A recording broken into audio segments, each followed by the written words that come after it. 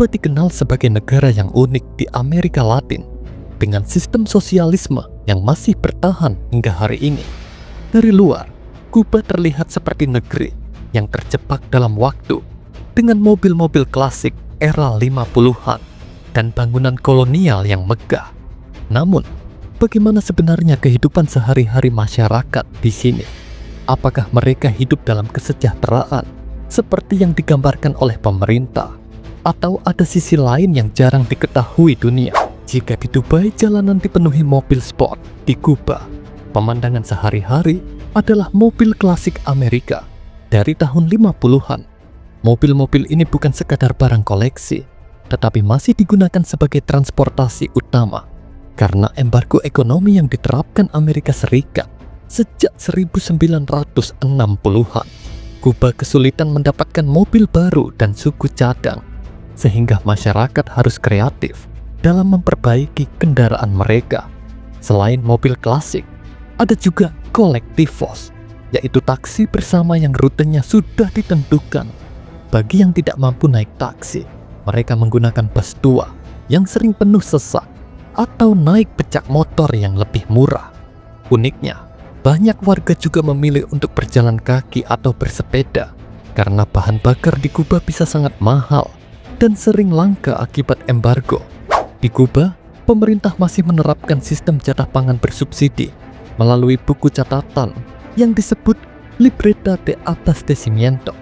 Setiap keluarga mendapat jatah bulanan berupa beras, gula, minyak, telur, dan bahan pokok lainnya dengan harga sangat murah.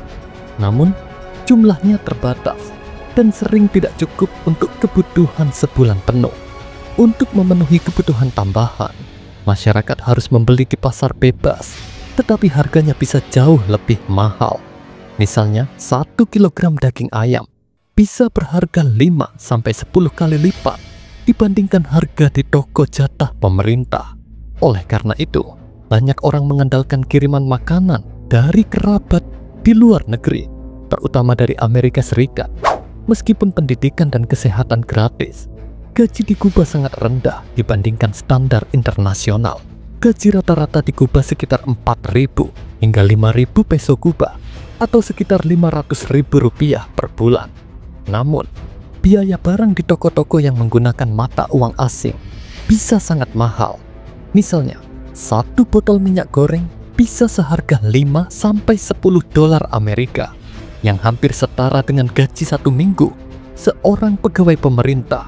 Karena itulah, banyak orang bekerja di sektor informal atau menerima uang dari kerabat di luar negeri. Industri pariwisata juga menjadi sumber pendapatan utama, di mana pekerja hotel dan pemandu wisata bisa mendapatkan tip dalam dolar yang nilainya jauh lebih tinggi daripada gaji pegawai negeri. Meskipun keterbatasan ekonomi, orang Kuba dikenal sebagai masyarakat yang ceria dan penuh semangat hidup. Musik salsa dan reggaeton selalu terdengar di sudut-sudut kota. Di banyak tempat, warga berkumpul untuk menari dan bernyanyi tanpa perlu membayar tiket mahal seperti di negara lain. Namun, akses internet di Kuba masih terbatas. Sebagian besar orang tidak memiliki internet di rumah dan harus membeli voucher untuk menggunakan wifi di titik-titik hotspot publik. Bahkan, sebelum 2015, internet hanya bisa diakses oleh pejabat pemerintah dan jurnalis. Karena mahalnya internet, banyak orang masih mengandalkan flash disk berisi film, musik, dan berita dari luar negeri yang dikenal sebagai El Paquete Semanal, yang artinya paket mingguan. Berbeda dengan Dubai yang penuh dengan mall, di Kuba hampir tidak ada pusat perbelanjaan modern. Toko-toko di sini kebanyakan menjual barang kebutuhan pokok dengan stok terbatas. Barang-barang impor seperti pakaian bermerek, kosmetik, dan elektronik sangat sulit ditemukan. Jika ada, harganya bisa sangat mahal. Oleh karena itu, kebanyakan orang memakai barang-barang yang diwariskan turun-temurun atau membeli di pasar gelap. Kuba adalah negara dengan sistem satu partai, di mana kritik terhadap pemerintah bisa berakibat serius. Masyarakat harus berhati-hati saat berbicara tentang politik di tempat umum, karena banyak informan pemerintah yang mengawasi pergerakan warga. Meskipun demikian, banyak orang tetap mencari cara untuk mendapatkan informasi dari luar negeri, baik melalui media asing atau komunikasi dengan kerabat di luar negeri. Salah satu kebanggaan terbesar Kuba adalah sistem kesehatannya yang gratis dan berkualitas tinggi. Meskipun negara ini memiliki keterbatasan ekonomi, dokter-dokter Kuba terkenal sangat kompeten. Bahkan, banyak negara lain mengimpor tenaga medis dari Kuba karena keterampilan mereka yang luar biasa. Namun, meskipun layanan medisnya gratis, ketersediaan obat-obatan dan peralatan medis sangat terbatas. Banyak rumah sakit kekurangan obat dasar, dan pasien seringkali harus mencari sendiri obat yang mereka butuhkan melalui jalur informal. Oleh karena itu, banyak orang Kuba lebih memilih pengobatan tradisional menggunakan ramuan herbal karena lebih mudah didapat. Kuba juga dikenal memiliki sistem pendidikan gratis yang sangat baik. Angka melek huruf di negara ini hampir 100%, salah satu yang tertinggi di dunia. Dari sekolah dasar hingga perguruan tinggi, semua pendidikan dibiayai oleh pemerintah. Namun, kurikulum di Kuba sangat dipengaruhi oleh ideologi negara.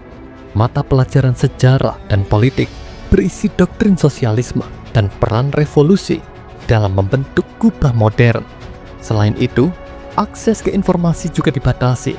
Buku dan media asing sulit didapatkan, dan internet di sekolah dikontrol ketat. Meskipun hidup di Kuba penuh keterbatasan, warga Kuba tetap tahu cara bersenang-senang. Musik dan tarian adalah bagian dari kehidupan sehari-hari, dengan aliran seperti salsa, reggaeton, dan son cubano yang sering terdengar di jalanan. Karena akses ke internet masih terbatas dan televisi didominasi oleh siaran pemerintah, hiburan utama warga Kuba adalah berkumpul, berbincang, dan menari. Bar dan klub malam di Havana selalu ramai, meskipun banyak orang tidak mampu membeli minuman mahal di dalamnya. Wanita di Kuba memiliki peran yang cukup kuat dalam masyarakat. Banyak dari mereka bekerja sebagai dokter, guru, dan insinyur, menunjukkan bahwa kesetaraan gender cukup baik di negara ini. Namun, di sisi lain, pelecehan verbal masih menjadi masalah, terutama dalam bentuk catcalling di jalanan. Meskipun begitu, wanita Kuba dikenal memiliki karakter kuat dan seringkali menjadi kepala keluarga dalam rumah tangga. Internet di Kuba adalah salah satu yang paling sulit diakses di dunia. Wi-Fi hanya tersedia di beberapa lokasi publik, seperti taman kota dan hotel, dan pengguna harus membeli kartu akses dengan harga cukup mahal. Karena itu, banyak orang masih mengandalkan sistem El Paquete, yaitu kumpulan data digital berisi film, musik, dan berita yang didistribusikan secara offline melalui USB atau hard drive. Ini adalah cara utama warga Kuba mendapatkan hiburan dari luar negeri tanpa harus terhubung ke internet. Karena embargo ekonomi Amerika, Kuba tidak bisa mengimpor mobil baru dengan bebas.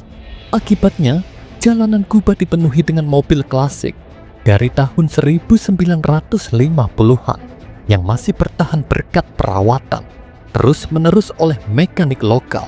Selain itu, karena jumlah kendaraan pribadi terbatas, banyak orang menggunakan truk dan gerobak kuda sebagai transportasi umum. Bus kota seringkali penuh sesak, dan orang harus berdesakan untuk mendapatkan tempat. Hidup di Kuba tidaklah mudah. Rata-rata gaji di Kuba hanya sekitar 4.000 hingga 5.000 peso Kuba, atau sekitar 500.000 rupiah per bulan. Jauh lebih rendah dibandingkan negara lain. Oleh karena itu, banyak orang harus mencari cara tambahan untuk mendapatkan uang, seperti bekerja di sektor informal, menjual barang di pasar gelap, atau bahkan mengandalkan bantuan dari keluarga di luar negeri. Selain itu, warga Kuba sangat mengandalkan resolviendo, yaitu seni bertahan hidup dengan kreativitas. Mereka seringkali harus memperbaiki barang yang sudah tua, membuat sesuatu dari bahan bekas, atau mencari jalan pintas untuk memenuhi kebutuhan sehari-hari. Meskipun Kuba adalah negara yang indah dan memiliki masyarakat yang hangat, banyak warga yang ingin meninggalkan negaranya untuk mencari kehidupan yang lebih baik di Amerika atau Eropa. Setiap tahunnya, ribuan warga Kuba mencoba melarikan diri ke Amerika melalui jalur ilegal, baik dengan rakit maupun melalui negara lain seperti Meksiko. Banyak dari mereka berharap bisa mendapatkan pekerjaan dengan gaji lebih tinggi dan mengirim uang kembali untuk keluarga di Kuba. Di Kuba, makanan pokok seperti beras, gula, telur, dan minyak seringkali dibeli melalui sistem kupon pemerintah yang disebut Libreta de Abastecimiento. Sistem ini sudah ada sejak tahun 60-an dan masih digunakan hingga sekarang untuk memastikan semua warga mendapatkan kebutuhan dasar dengan harga yang sangat murah. Namun, jatah yang diberikan seringkali tidak cukup untuk sebulan, sehingga banyak warga terpaksa membeli makanan tambahan di pasar swasta atau pasar gelap dengan harga jauh lebih mahal. Karena itu, orang Kuba terbiasa menghemat dan berkreasi dengan bahan makanan yang terbatas. Meskipun Kuba adalah negara komunis, agama tetap memiliki tempat dalam kehidupan sehari-hari. Mayoritas warga Kuba menganut Katolik, tetapi ada juga banyak yang mengikuti Santeria, agama Afro-Karibia yang menggabungkan unsur Katolik dengan kepercayaan spiritual Afrika. Santeria sangat kuat di Kuba, dengan banyak orang yang memiliki altar kecil di rumah mereka, mengenakan gelang berwarna-warni sebagai tanda kepercayaan, dan mengikuti ritual seperti persembahan untuk roh leluhur. Meski hidup sulit, orang Kuba tetap menikmati berbagai perayaan sepanjang tahun. Salah satu yang paling terkenal adalah Karnaval Santiago de Cuba, sebuah festival penuh warna dengan parade, musik, dan tarian yang berlangsung selama beberapa hari.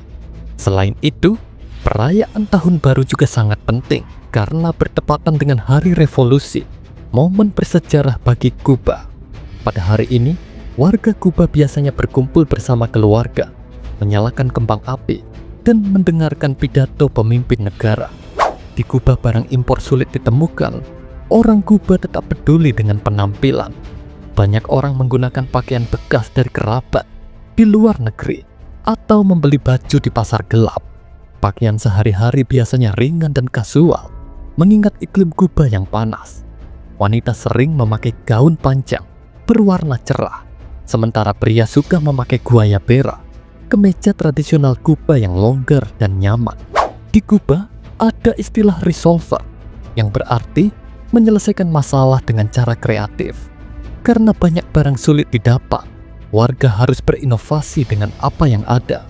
Contohnya, jika mesin cuci rusak, orang Kuba akan mencoba memperbaikinya sendiri menggunakan suku cadang bekas. Jika tidak bisa membeli suku cadang mobil, mereka akan memodifikasi mesin lama agar tetap berfungsi. Luar kota besar seperti Havana, banyak orang tinggal di pedesaan dengan gaya hidup sederhana. Mereka bertani, memelihara hewan, dan hidup jauh dari hiruk-pikuk kota. Sebagian besar petani di Kuba bekerja untuk negara dan menjual hasil panen dengan harga tetap. Namun, ada juga pasar gelap di mana mereka bisa menjual lebih mahal untuk mendapatkan keuntungan lebih besar. Di negara-negara kapitalis, orang sering berlomba-lomba membeli barang mewah. Tetapi di Kuba, gaya hidup konsumtif hampir tidak ada. Karena akses ke barang impor sangat terbatas, warga terbiasa hidup tanpa produk-produk modern seperti smartphone terbaru, mobil mewah, atau pakaian bermerek. Alih-alih mengukur status sosial dari barang yang dimiliki, orang Kuba lebih menghargai hubungan sosial, musik, dan kebahagiaan sederhana. Jadi Kuba adalah contoh unik dari bagaimana masyarakat bisa bertahan dalam keterbatasan. Tanpa akses ke teknologi modern dan barang impor, orang Kuba mengandalkan kreativitas, solidaritas, dan budaya yang kuat untuk menjalani kehidupan sehari-hari. Jadi, menurut kalian, apakah gaya hidup di Kuba lebih membahagiakan daripada di negara lain? Tulis pendapat kalian di kolom komentar. Jangan lupa like, subscribe, dan nyalakan lonceng untuk konten menarik lainnya.